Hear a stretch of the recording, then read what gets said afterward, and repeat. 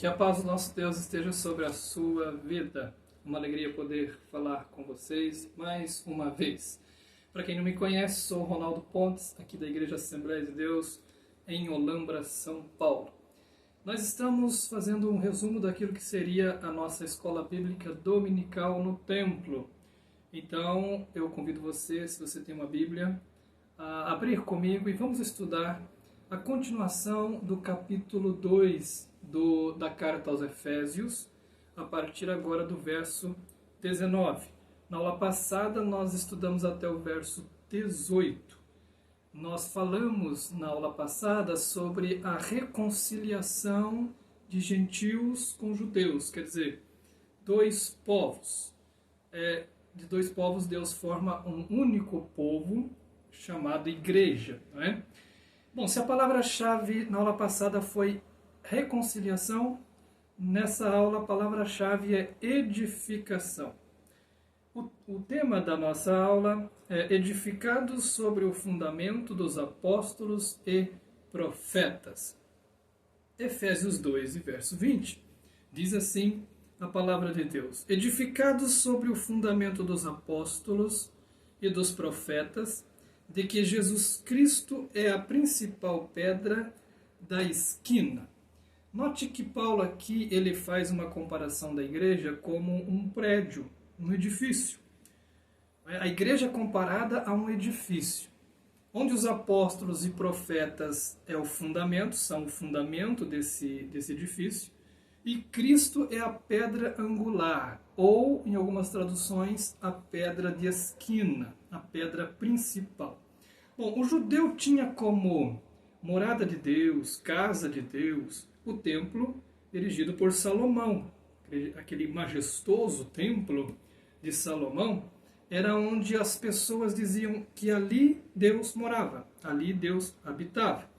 O apóstolo Paulo, ele agora vem trazendo essa nova aliança com um direcionamento diferente. Agora não mais o templo será, entre aspas, a morada de Deus. Agora o homem passa a ser a habitação de Deus. Você pode conferir isso lá em 1 Coríntios 6,19, onde ele diz assim: ou não sabeis que o nosso corpo é o templo do Espírito Santo? Interessante isso, né? Agora Deus habita dentro do homem. O corpo do homem passa a ser uma morada de Deus. Mas se você vê até o próprio Salomão, na própria construção, na inauguração do templo, ele mesmo admite, embora tenha construído aquele templo majestoso, suntuoso, muito tão grande, tão magnífico, ele na sua oração inaugural, ele diz que Deus não poderia, Deus não caberia em construção nenhuma feita por homens. Isso está lá em 2 Crônicas, no capítulo 6 e no verso 18.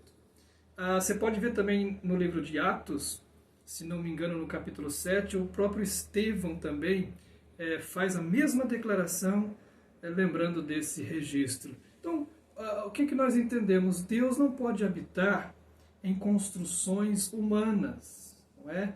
Porque ninguém pode conter a Deus. Isso é uma ideia absurda. Agora, é uma coisa impressionante quando esse Deus tão grande, tão poderoso, resolve morar, habitar dentro do ser humano. Isso é um mistério. Muito bem. Cristo como a pedra angular. O que significa isso? Se a igreja é um edifício, ela tem a sua pedra principal.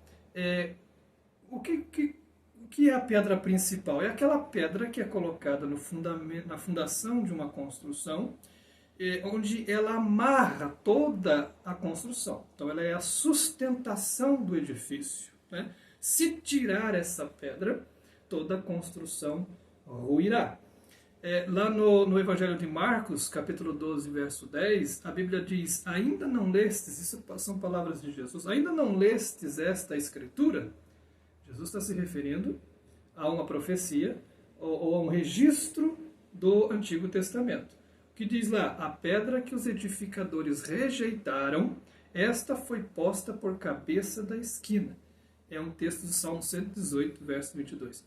Ou seja, essa pedra que os edificadores rejeitaram, Jesus exatamente foi rejeitado. Exatamente isso. Foi rejeitado pelos homens da sua época, mas foi ele que foi posto por fundação, por sustentação desse edifício chamado igreja.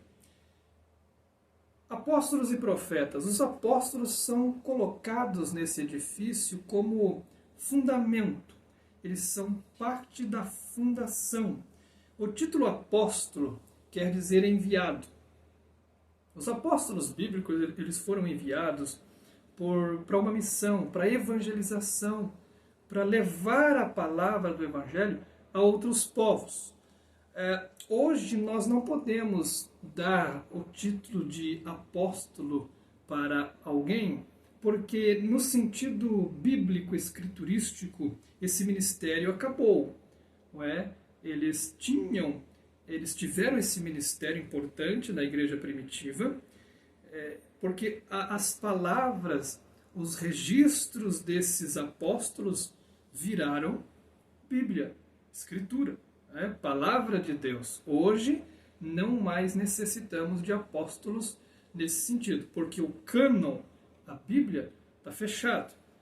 Nós não entendemos ser apropriado agora o uso do termo apóstolos para os nossos dias, com exceção daqueles que são enviados para uma missão importante, uma missão de abrir um trabalho, de evangelização de um povo diferente, o trabalho missionário.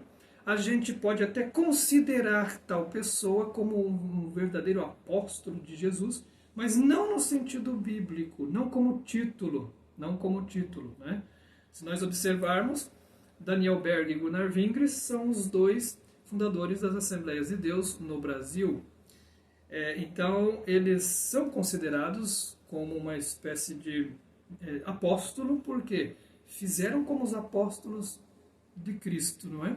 Vieram dos Estados Unidos para começar o trabalho de evangelização aqui no Brasil, em Belém do Pará.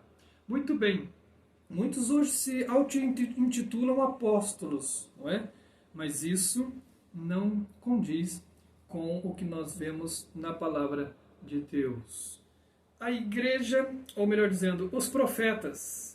Qual o papel dos profetas? Os profetas também são parte dessa fundação. O testemunho dos profetas, eles são fundamento desse edifício que começou com Jesus Cristo, os apóstolos e os profetas. Esses profetas aqui, muito provavelmente, são os profetas do Novo Testamento, porque Paulo diz lá em Efésios capítulo 3 e verso 4, eu vou ler aqui para os irmãos, diz assim: pelo que quando ledes, podeis perceber a minha compreensão do ministério de Cristo, o qual noutros séculos não foi manifestado aos filhos dos homens, como agora tem sido revelado pelo Espírito aos seus santos apóstolos e profetas. Então tudo leva a crer que esses apóstolos, ou esses profetas, melhor dizendo, são os profetas do Novo Testamento. Há quem defenda que são os apóstolos do Antigo Testamento. Então há essa discussão, não é? Mas tudo leva a crer que são os profetas que testemunhavam do Evangelho de Jesus com a autoridade do céu nos dias da igreja primitiva. Esses apóstolos e profetas, portanto, são considerados como uma espécie de fundação, né? Uma fundação onde todo o edifício chamado igreja foi construído. Agora, nós precisamos fazer aqui dar uma explicação. Não são eles o fundamento, mas sim a mensagem deles, a mensagem dos apóstolos, o testemunho dos profetas. Esse material, esse conteúdo é aonde nós vemos a igreja fundamentada, tá certo? Fundamentada. Portanto, Não podemos tirar essa fundação. Não podemos. Não podemos tirar a pedra angular que é Jesus. Porque senão toda essa construção vai ruir, o nosso cristianismo perde o sentido. Não é? Ou seja, quando eu falo não podemos, ninguém pode mexer nisso, ninguém pode tirar isso, não é?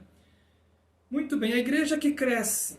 Outro ponto importante desse capítulo, né, desse finalzinho do capítulo 2, bem fundamentada, a igreja de Cristo vive um constante processo de crescimento.